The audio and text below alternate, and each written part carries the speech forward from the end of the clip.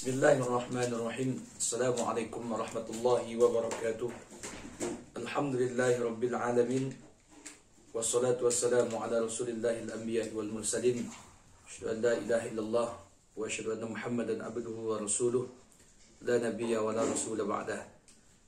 Alhamdulillah, segala puji bagi Allah yang telah memberikan kesempatan kepada kita untuk bertemu lagi pada kesempatan yang berbahagia ini.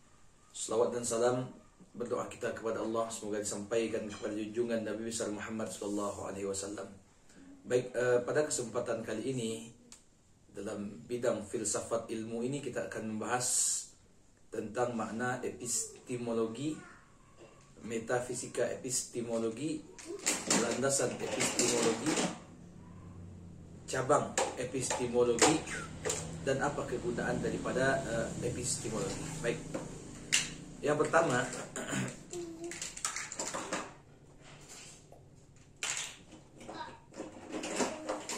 apa makna daripada epistemologi? Ya.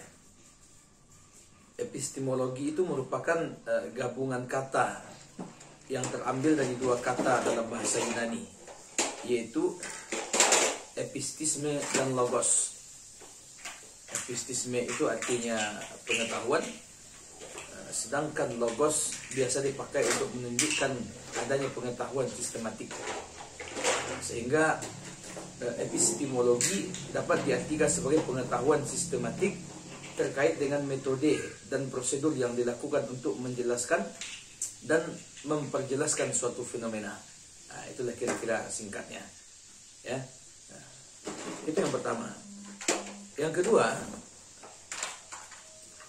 epistemologi dikatakan mengandung unsur logika, yakni ilmu tentang proses pikiran. Nah, jadi epistemologi juga bisa dipahami tentang ilmu yang menjelaskan tentang proses dari pikiran. Ya. Nah, jadi gerakan epistemologi di Yunani pertama kali dipimpin oleh kelompok yang disebut dengan sofis, yaitu orang yang secara sadar mempermasalahkan segala sesuatu. Ya, dan kelompok sofis adalah kelompok yang paling bertanggung jawab atas keraguan itu. Oleh karena itu epistemologi juga disamakan dengan suatu yang disiplin yang disebut dengan kritika, kritik, yaitu pengetahuan sistematik memenuhi kriteria dan patokan untuk menentukan pengetahuan, ya, yang artinya mengadili, memutuskan dan menetapkan pengetahuan yang benar dan yang tidak benar. Adanya sebuah kritik lah seperti itu, ya. Seperti John Locke, ya, filsuf yang amat berpengaruh setelah Renaissance di Eropa, menjadikan sebagai pangkal tolak dan pusat diskusi filsafat ilmu.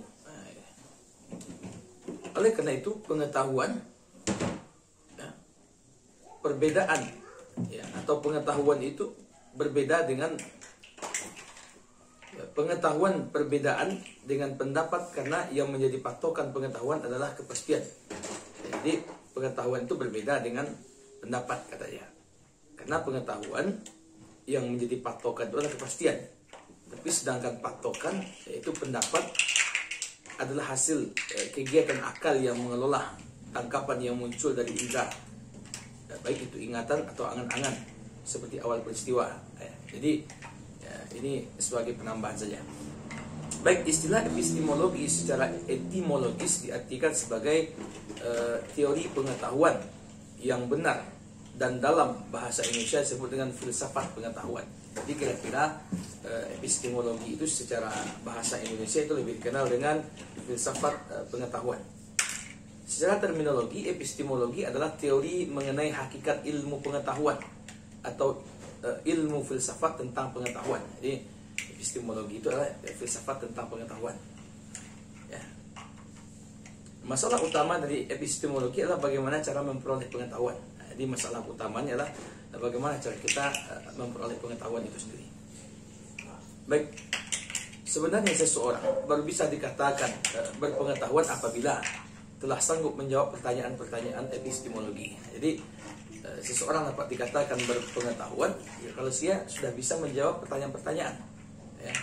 Artinya pertanyaan epistemologi dapat menggambarkan manusia mencintai pengetahuan. Nah, ya. Baik, berikut kita ambil pendapat para ahli tentang makna epistemologi.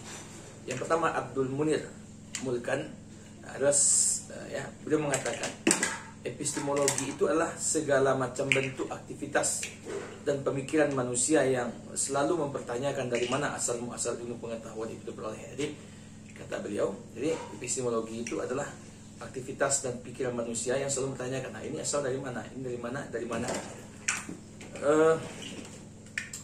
Mujamil Qamar mengatakan epistemologi itu bagian ilmu filsafat yang secara khusus mempelajari dan menentukan arah dan kodrat pengetahuan. Itu menurut beliau.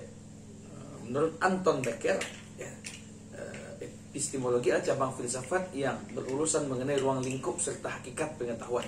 Jadi sebenarnya hampir bersama. Jujun S. Surya Sumantri juga mengatakan epistemologi itu arah berpikir manusia dalam menemukan dan memperoleh suatu ilmu pengetahuan dengan menggunakan kemampuan rasionya. Baik, itu yang pertama.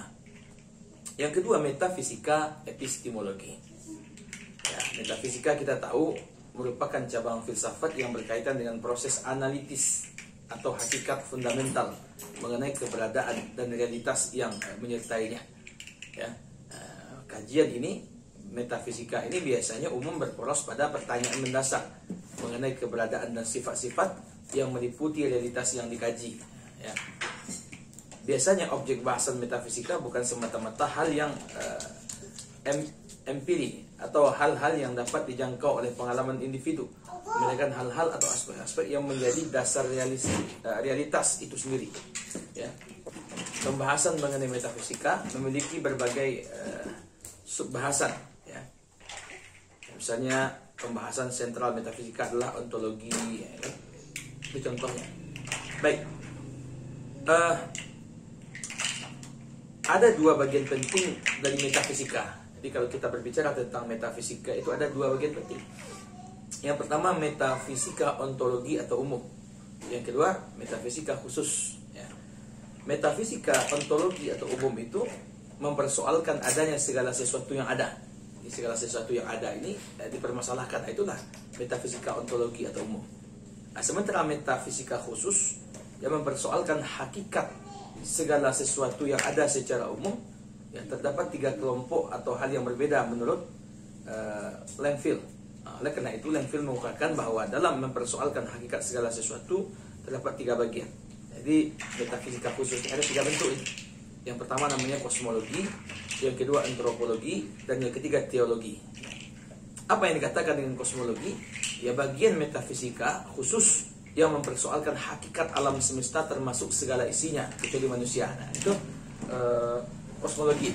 Jadi apa saja yang berada di alam semesta ini semuanya, hakikatnya seperti apa?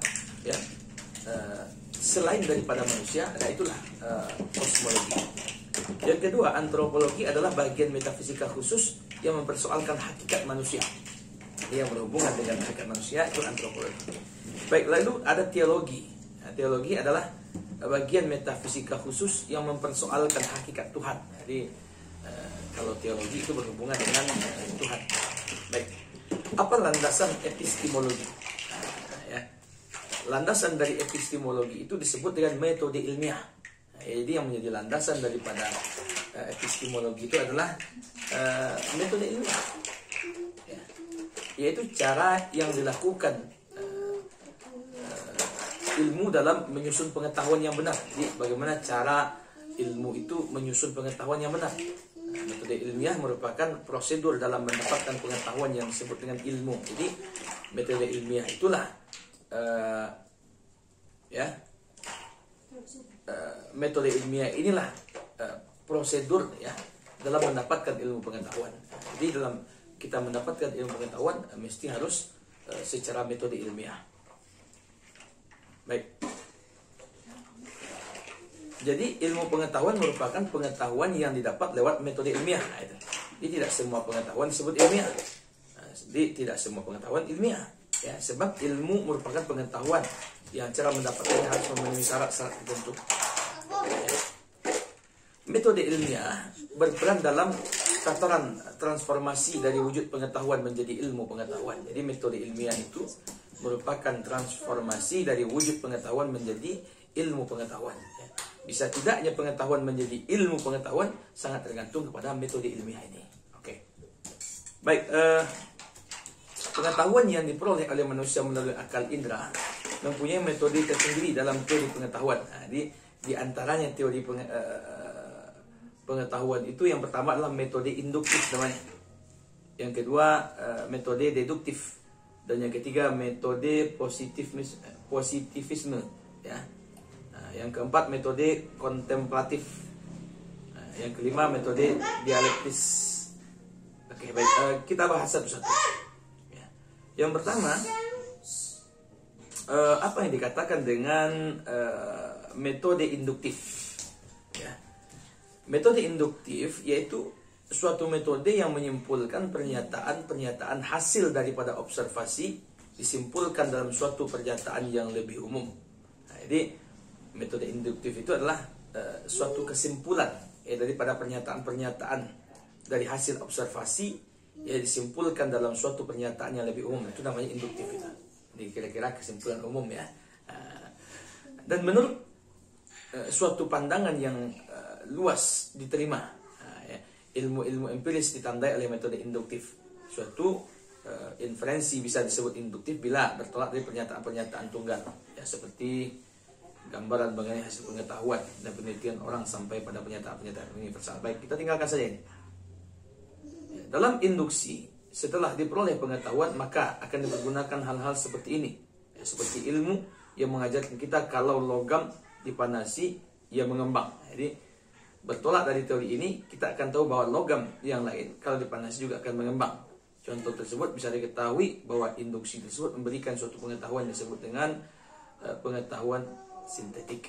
Oke, baik, yang kedua, metodenya adalah metode deduktif.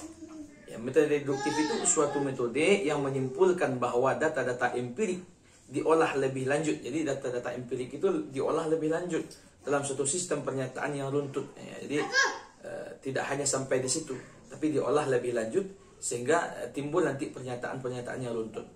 Hal-hal yang harus ada dalam metode deduktif itu adalah perbandingan logis antara kesimpulan-kesimpulan itu sendiri. Jadi dalam metode deduktif ini harus ada perbandingan-perbandingan, ya. Adanya penyelidikan bentuk logis teori itu dengan tujuan apakah teori tersebut mempunyai sifat empiris atau ilmiah. Nah, ya. Ada perbedaan dengan teori-teori lain dan ada pengujian teori, ya, dengan jalan menerapkan secara empiris kesimpulan-kesimpulan yang bisa ditarik dari teori tersebut. Ya. Baik, itu yang kedua.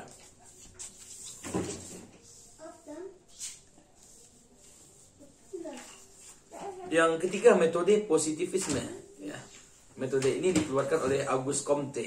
Ya, metode ini berpangkal dari apa yang telah diketahui yang faktual. Di metode ini, ya, pangkalnya, ya, adalah sesuatu yang faktual, yang positif. Ya. Ia menyampaikan segala uraian atau persoalan di luar yang ada sebagai fakta. Oleh karena itu ia menolak metafisika. Jadi bagi kelompok ini, ya, mereka menolak metafisika. Apa yang dikenal atau apa yang diketahui secara positif adalah segala yang tampak dan segala gejala. Baik, menurut Comte, tokoh positivisme ini mengatakan perkembangan pemikiran manusia itu berlangsung dalam 3 tahap. Yang pertama adalah tahap teologis, yang kedua tahap metafisik, dan yang ketiga tahap positif. Ya, tahap teologis itu orang berkeyakinan bahwa di balik segala sesuatu bersifat pernyataan kehendak khusus. Itu teologi. Jadi orang berkeyakinan, ya, di balik segala sesuatu itu yang bersifat pernyataan kehendak khusus. Kalau tahap metafisik, kekuatan adikodrati itu diubah menjadi kekuatan yang abstrak yang kemudian dipersatukan dalam pengertian yang bersifat umum yang disebut alam, ya, dan dipandang sebagai asal dari segala gejala. Yang ketiga, tahap positif. Pada tahap ini usaha pencapaian pengenalan yang mutlak, baik pengetahuan teologi ataupun metafisik yang dipandang tidak berguna. Ya, menurutnya tidaklah berguna melacak asal dan tujuan akhir seluruh alam. Itu menurut kelompok ini. Baik. Yang keempat adalah metode kontemplatif. Ya. Metode kontemplatif ini mengatakan adanya keterbatasan indera dan akal manusia untuk memperoleh pengetahuan. Jadi kontemplatif ini dia mengemukakan kalau indera kita manusia dan akal manusia ini ya mengalami keterbatasan untuk memperoleh pengetahuan, sehingga objek yang dihasilkan akan berbeda-beda. Ya, harusnya dikembangkan suatu kemampuan akal yang disebut dengan intuisi. Ya, jadi kontemplatif ini lebih mengedepankan kepada intuisi, ya, pengetahuan yang diperoleh dengan cara kontemplasi seperti yang dilakukan oleh Imam Al-Ghazali dalam bidang filsafatnya. Ya, intuisi dalam tasawuf atau ilmu filsafat disebut dengan ma'rifah, ya, pengetahuan yang datang dari Tuhan melalui pencerahan dan penyinaran. Jadi itu ma'rifah, ya. Al-Ghazali menerangkan bahwa pengetahuan intuisi atau ma'rifah yang disinarkan oleh Allah secara langsung merupakan pengetahuan yang paling benar. Jadi bagi kontemplatif ini intuisi atau ma'rifat yang diberikan oleh Allah, nah itulah pengetahuan yang paling benar. Itu yang keempat. Yang kelima adalah metode dialektis. Ya. Metode dialektis ini dalam filsafat, ya, dialektika mula-mula seperti metode tanya jawab. Jadi dialektis ini ya mula-mula dialek itu ya berarti seperti tanya jawab untuk mencapai kejernihan filsafat. Metode ini diajarkan oleh Socrates, namun Plato mengartikan diskusi logika, ya, perbedaan nama saja. Dialektika berarti tahap logika yang mengajarkan kaidah-kaidah dan metode penuturan, juga analisa sistematika tentang ide-ide untuk mencapai apa yang terkandung dalam pandangan. Dalam kehidupan sehari-hari, dialektika berarti percakapan atau kecakapan untuk melakukan perdebatan. Dalam teori pengetahuan ini merupakan untuk pemikiran yang tidak tersusun dari satu pikiran, tetapi pemikiran itu seperti percakapan. Oke, baik. Nah, itu mungkin ya metode-metode yang digunakan. Lalu, apa cabang epistemologi? Epistemologi memiliki beberapa cabang. Yang pertama adalah epistemologi metafisik. Ya. Yang pertama adalah epistemologi metafisis. Yang kedua epistemologi skeptis. Ada yang ketiga epistemologi kritik. Oke, baik. Apa yang dikatakan epistemologi metafisis? Ya, Plato dan Hegel membicarakan pengetahuan bertolak dari pandangan tentang metafisika atau realitas yang dianggap mendasar, ya, atau mendasari semua realitas. Ya, perbedaan Plato antara dunia, ya, dengan jadi Plato mengatakan perbedaan antara dunia ide dengan dunia fisik atau fenomenal yang diasumsikan hanya sebagai tiruan dari dunia ideal. Bertolak dari perbedaan Plato, ya. Sama terjadi juga pada epistemologi Hegel yang bertolak dari asumsi metafisik. Baginya realitas merupakan perwujudan dari roh. Karena itu antara ide yang dimengerti dan realitas atau kenyataan adalah sama. Itu ya. Yang kedua epistemologi skeptis. Ya, epistemologi Descartes adalah sebagai upaya untuk menemukan metode yang pasti. Ya, jadi sehingga filsafat dan pengetahuan dapat mengatasi berbagai perbedaan dan pertentangan pendapat yang muncul. Nah, cara yang dilakukan oleh Descartes untuk menemukan metode yang pasti itu adalah dengan kesangsian metodis. Ya. Dari metode skeptis ini, Descartes mau mendirikan bangunan filsafat dan ilmu pengetahuan di atas fondasi yang kokoh dan terpercaya. Oke, kita tinggalkan saja. Yang ketiga, epistemologi kritik. Nah, epistemologi kritik ini bertolak dari sikap kritis terhadap berbagai macam asumsi. Ya. Jadi lebih mengkritik sebenarnya teori dan metode yang ada dalam pemikiran, pengetahuan ilmu, pengetahuan serta ada dalam kehidupan kita. Pengetahuan teori, metode, cara berpikir yang ada dikritisi, ya. Artinya dicari kelemahannya dan kekurangannya, kemudian diupayakan untuk merumuskan metode baru. Ya, lebih ke sana, ya, baik. Perkembangan epistemologi dari masa Yunani sampai sekarang, maka fokus kajian atau objek epistemologi dapat pula dibedakan atas epistemologi individu dan epistemologi sosial. Oke. Yang pertama, epistemologi individu adalah sebuah kajian terhadap bagaimana proses individu dan mengetahui pengetahuan manusia. Nah, itu. Yang kedua, epistemologi sosial adalah kajian terhadap proses menemukan sebuah pengetahuan dalam konteks sosial dengan melihat faktor-faktor dan hubungan-hubungan dalam masyarakat. Baik.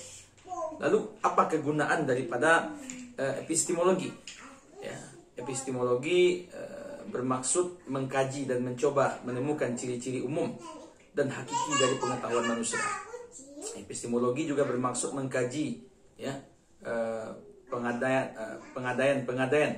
Maksudnya epistemologi juga bermaksud ya mengkaji syarat-syarat logis yang mendasari dimungkinkannya pengetahuan itu. Epistemologi juga mencoba memberi pertanggungjawaban rasional terhadap klaim kebenaran dan objektivitas. Epistemologi dapat dinyatakan suatu disiplin ilmu yang bersifat evaluatif, normatif, dan kritis. Itu yang mungkin kegunaannya. Juga epistemologi juga memiliki fungsi dalam filsafat, yaitu sebagai landasan tindakan manusia di kesehariannya. Oke, baik. Epistemologi juga mempunyai kedudukan yang tinggi dalam filsafat.